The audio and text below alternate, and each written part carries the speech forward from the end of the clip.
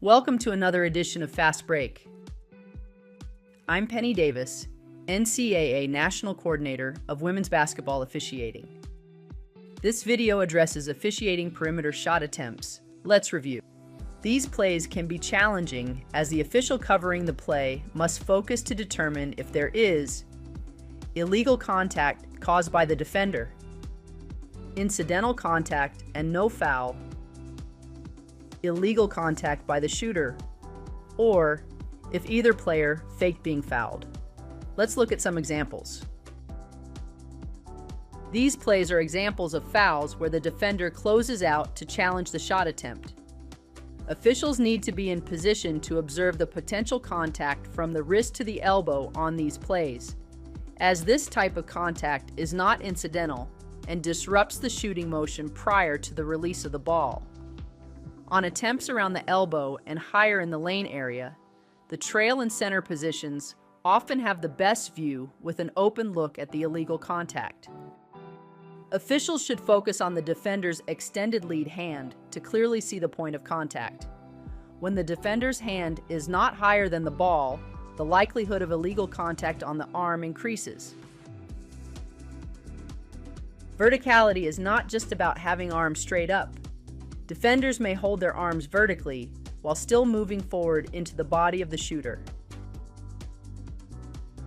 This forward movement, also known as walking under an airborne shooter, displaces the shooter away from the basket, often causing their shot to come up short.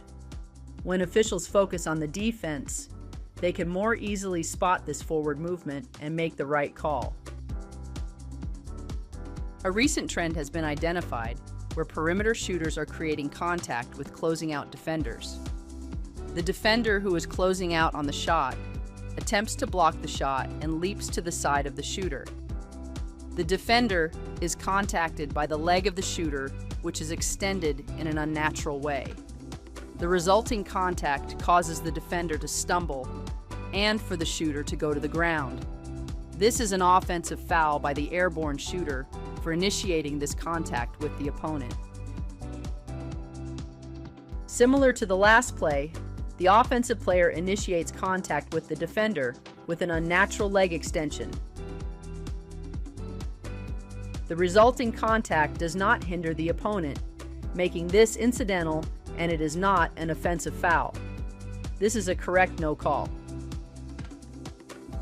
The defender legally blocks the shot, and the offensive player pulls the defender's arm, causing them to fall. This overt action is ruled a foul by White 10.